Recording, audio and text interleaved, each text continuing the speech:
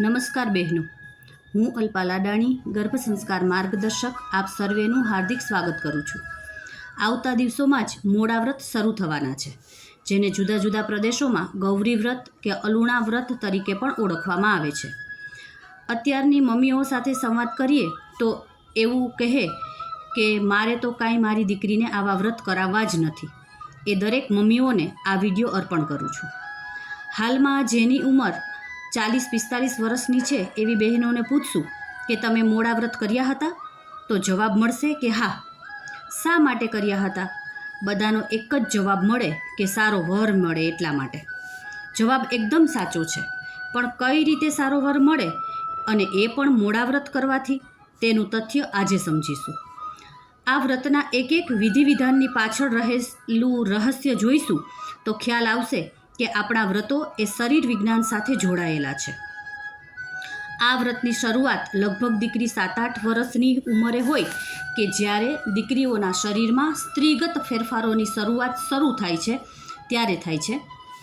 આ વ્રત ચોમાસામાં આવે. ઉપવાસ એ સ્વાસ્થ્ય માટે કેટલું જરૂરી છે એ આપણને બધાને ખબર છે. વિશેષમાં આ ઉપવાસમાં તો નિમક પણ નથી ખાવાનું. સ્ત્રીગત થતા ફેરફારોમાં નિમક બાધારૂપ બને છે.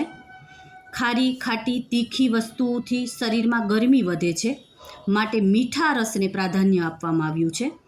સાથે સાથે પતાસા, સાકર, ટોપરું, ફળો, દૂધ વગેરે ઠંડક આપનારા અને પૌષ્ટિક પદાર્થો અપાય છે.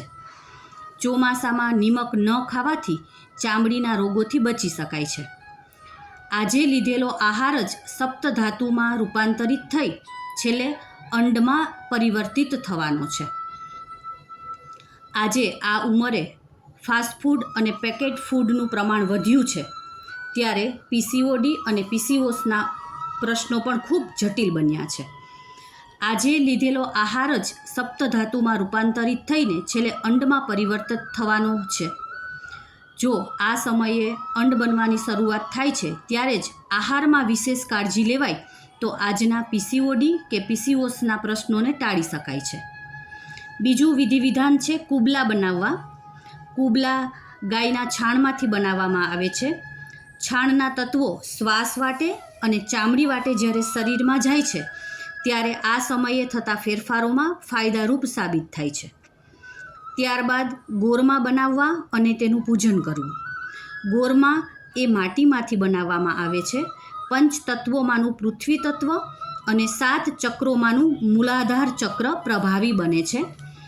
ગોરમાને ઘઉંના જવારા ચડાવાય છે અને વાળમાં નાખીએ તો વાળ વધે એવી માન્યતા છે. પણ ફક્ત જવારા ચડાવવાના નહોતા, જવારાનો રસ દીકરીઓએ પીવાનો હતો.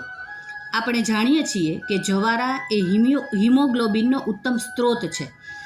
અત્યારે સ્ત્રીઓમાં હિમોગ્લોબિનનું પ્રમાણ ખૂબ ઓછું જોવા મળે છે.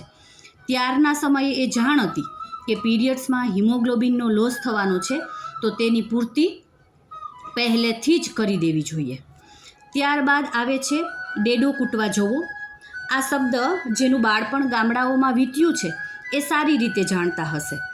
જે દીકરીઓને મોડા વ્રત પૂરા થવાના છે એ મોટી દીકરીઓ, એટલે કે જેમને પીરિયડની શરૂઆત થઈ ગઈ છે તે દીકરીઓ નાની દીકરીઓને પીરિયડ આવતા પહેલાંના શારીરિક ફેરફારો અને તેને લગતી અન્ય બાબતોનું જ્ઞાન આપતી હતી. બધી દીકરીઓ એકલી નજીકના ખેતરમાં કે બાગ બગીચામાં ફરવા જતી. અત્યારે જ્યારે આપણી સામે મોટો પ્રશ્ન એ છે કે જાતીય શિક્ષણ આપવું જોઈએ કે નહીં, અને અપાય તો કોણ આપે, શાળા આપે કે પરિવાર, તો ત્યારે તો સમાજમાં જ આ શિક્ષણની વ્યવસ્થા હતી એવું કહી શકાય.